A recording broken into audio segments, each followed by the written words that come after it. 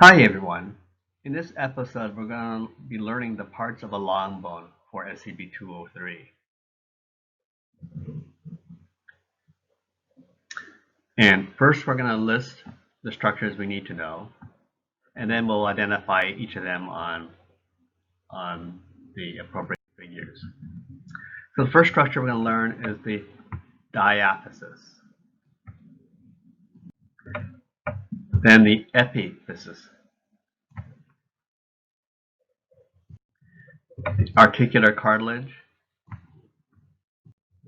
the medullary cavity, the compact bone, and spongy cancellous bone.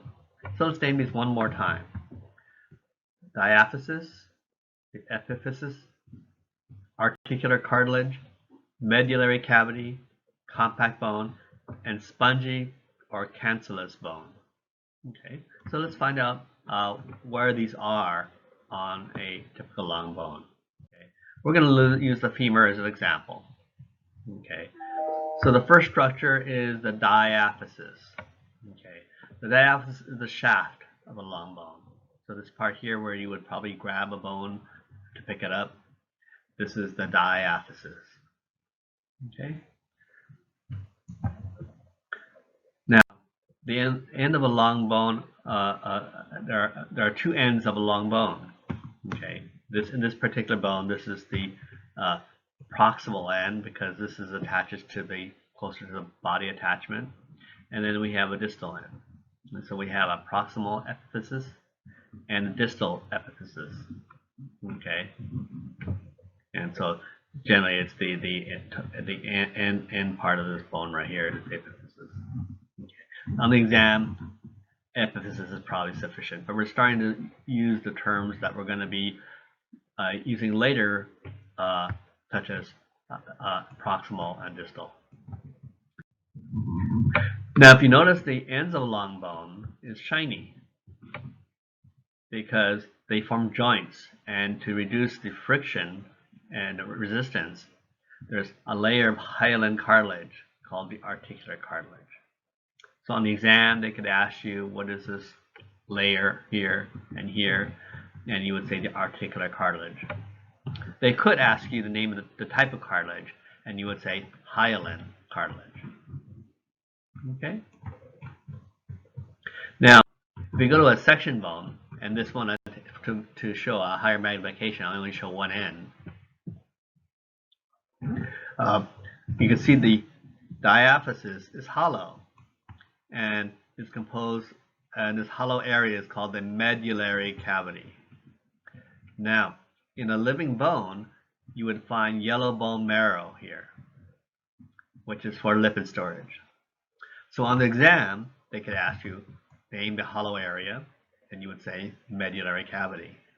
They could ask you, what would you find in this hollow area, and you would say yellow bone marrow. Now, if they did ask you the function, you would say lipid storage. Okay? So there are different layers of how they could ask a question on an exam. Now, if you notice that the diaphysis is very strong looking, very dense, and so it is appropriately named compact bone. So if they ask you to name the type of bone right here, you would say compact bone.